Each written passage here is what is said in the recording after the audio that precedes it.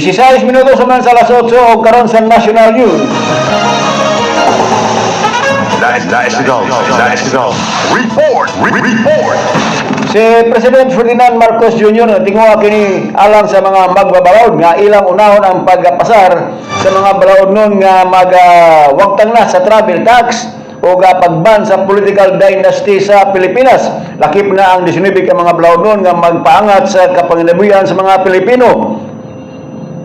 Sa dili pa mo adjourn ang Kongreso karong Hunyo kini ang pamayag sa Malacañang ato sa gipaygayon nga 3rd Legislative Executive Development Advisory Council or LIDAC dito sa Malacañang. Ang presidente uban sa mga pangulo sa ubos balay balawraran sa Senado mitumbok sa 21 ka mga priority bills matud pa kini ni Communications Undersecretary Claire Castro kagabong adlaw.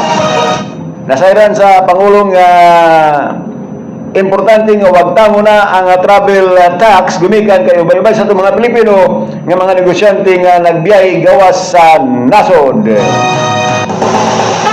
Nice to go. Report. Daing nasundon nga balita.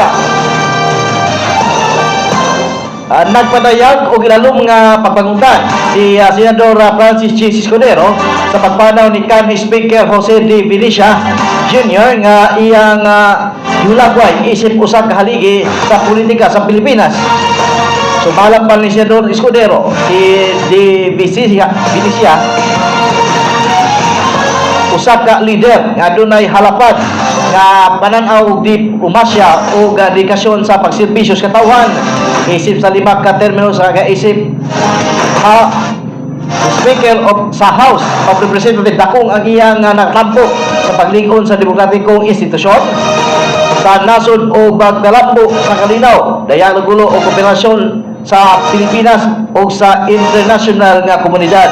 Gisgutan usab ni Senador Escudero na atol sa iyang paglingkod Senate President iyang gipasar ang Senate Resolution number 1142 aron pasidunggan ang kinabuhi og panundot ni D. Vinicia. Ang solusyon mao'y formal nga pag-ilag sa iyang dakong kontribusyon sa pamahalaan, demokrasya o walay hunong nga pag-alagad sa katawang Pilipino.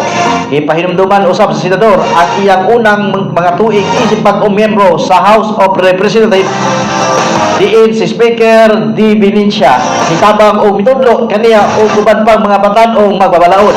Patod pa sa senador ang kanhi Speaker amahanon sa iyang paggiya puno sa kaalam o praktikal sa katambang o pagdasig sa mga bagong leader sa pag-alagad nga adunay integridad o pananaw. Sa pagkatapos sa iyang panag ni Escudero ang iyang kinsing-kasing nga pagbangutan usab kang Congresswoman Gina D. Vinicia o sa tibuok pamilya. Dugang pa sa senador di lamang ang posisyon ang gihuptan ni Vinicia ang iyang hinumduman kundi usab ang prinsipyo nga iyang gibarugan ang pagpili sa dialogo imbis pagbangi pananaw imbis panaglalis o pagserbisyo imbis kaugalingon ang interes. Mo kana ang pamahayag ni Senador G. Escudero. Nice to go. Report.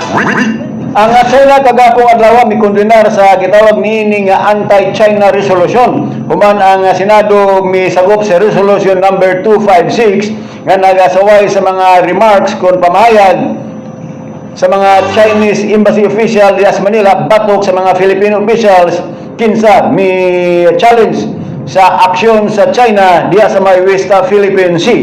Matud pa sa tigpamaba sa Chinese embassy diri sa Pilipinas nga si Xi Jinping nga ang mga senador Jutarag na ibawan kung unsaon pagtrabaho ang diplomasya sa ilang pag-criticize sa China diin nakadawat usab kini og pagsaway gikan ni Senate President Tito Soto III kinsa namahayag nga maong mapagsaway pwede po di-apply ngadto sa mga Chinese official. Nice to go. Report.